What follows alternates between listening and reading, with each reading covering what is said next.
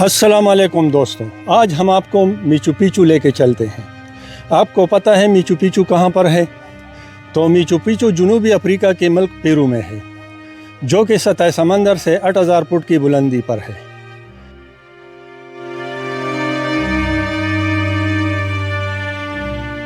لیکن نہیں، آج ہم آپ کو پاکستان کی میچو پیچو لے کرتے ہیں۔ پاکستان کا میچو پیچو کہاں پر ہے؟ تو جناب، پاکستان کا میچو پیچو یہاں ہے۔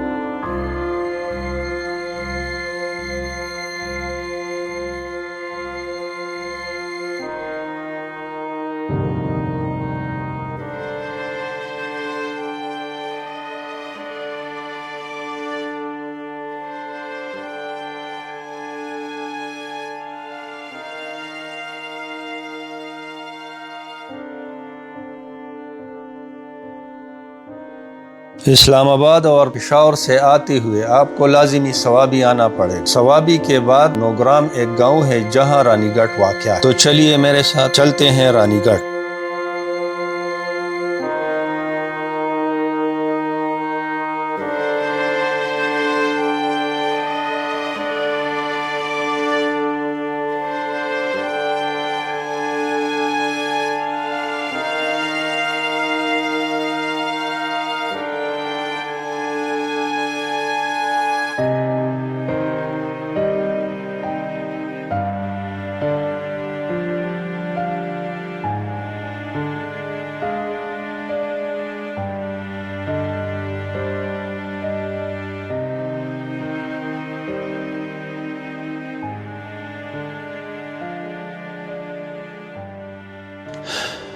پاکستانی میچو پیچو تک پہنچنے کے لیے یہ 500-600 سیڑھیاں ہیں۔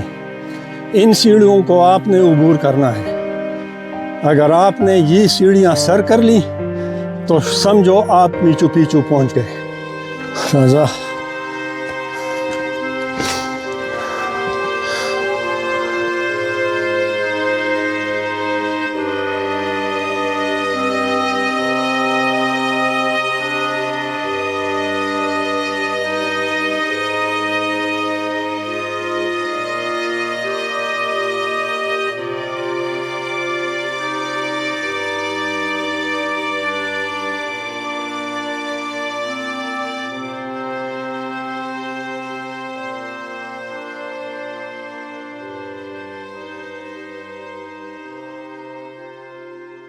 رانی گڑھ کی وجہ تسمیہ ایک بڑی چٹان ہے، جس پر روایت کے مطابق ملکہ شام کے وقت بیٹھ کر ہوا خوری کرتی تھی۔ تاریخی کتب میں ذکر ملتا ہے کہ دریائے سندھ کا تازہ پانی ملکہ کا پسندیدہ مشروب تھا، جو انسانی زنجیر بنا کر رانی گڑھ تک پہنچایا جاتا تھا۔ رانی بالوں میں تیل لگانے کے بجائے مکھن لگایا کرتی تھی، جو چارسدہ کی ایک گاؤں اشنغر سے لایا جاتا تھا۔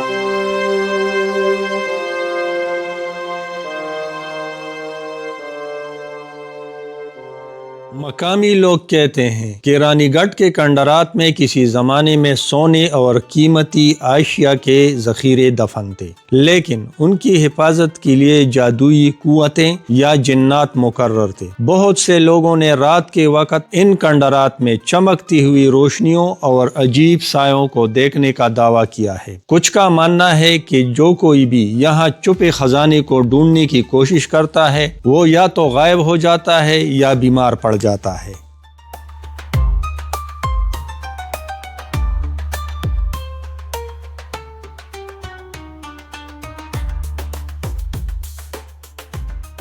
ایک اور روایت یہ بھی ہے کہ یہ جگہ کبھی ایک عظیم بدھ متی خانقاہ تھی جہاں سینکڑوں راہب عبادت کرتے تھے، لیکن ایک دن اچانک سب راہب پراسرار طور پر غائب ہو گئے اور ان کی روحیں آج بھی یہاں موجود ہیں۔ کچھ لوگوں کا کہنا ہے کہ چاندنی راتوں میں بدھ بخشوں کی گنگناہٹ سنائی دیتی ہے جیسے وہ آج بھی عبادت کر رہے ہوں۔ ایک اور دیومالائی قصہ یہ ہے کہ یہاں کسی زمانے میں ایک سنہری بت کا مجسمہ تھا جو انتہائی مقدس سمجھا جاتا تھا۔ جب حملہ نے اس جگہ پر حملہ کیا تو مقامی پجاریوں نے وہ مجسمہ کسی خفیہ غار میں چھپا دیا۔ کہا جاتا ہے کہ جو بھی اس مجسمے کی تلاش میں جاتا ہے اسے پراسرار آوازیں سنائی دیتی۔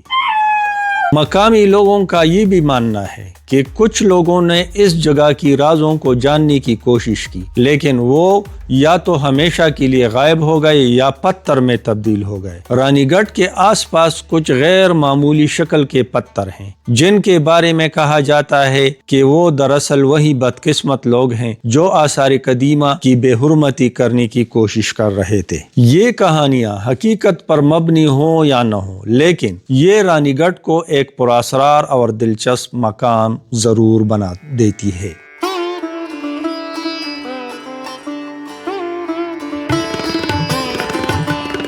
20ویں صدی کے وسط میں جب یہ آثار دریافت ہوئے تو ان کی مناسب دیکھ بھال اور حفاظت کا کوئی بندوبست نہیں تھا، جس کی وجہ سے آس پاس کے دیہاتوں اور غیر قانونی نوادرات کے بیوپاریوں نے یہاں سے قیمتی مجسمے، سکے اور دیگر اشیاء چرا کر بیچ دیے۔ 1883 میں ایچ کول کی نگرانی میں پہلی بار ان آثار قدیمہ کی کھدائی کی گئی۔ بعد ازاں 1959 سے 2005 تک کیوٹو یونیورسٹی جاپان کی آرکیالوجی مشن نے یہاں بڑے پیمانے پر کھدائی کی اور تحفظ کا کام انجام دیا۔ رانی گڑھ کے موجودہ آثار پہلی صدی عیسوی سے چھٹی صدی عیسوی تک کے ہیں، جو اس خطے کے قدیم تاریخ اور ثقافت کا عکاس ہیں۔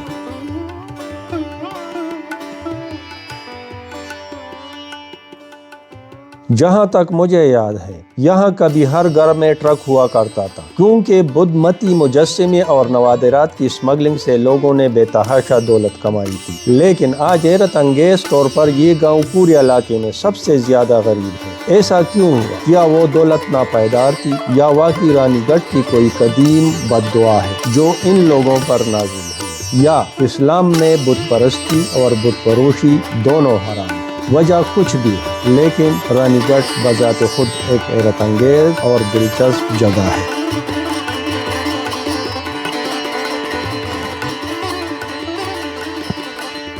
آپ ان تمام کہانیوں کے بارے میں کیا کہتے ہیں؟ اپنے رائے کا اظہار کمنٹ سیکشن میں ضرور کیجیے۔ تو یہ تھا رانی گڑھ کا مختصر سا جائزہ۔ اگر ویڈیو پسند آئی ہو تو لائک، شیئر اور سبسکرائب ضرور کریں۔ اللہ حافظ۔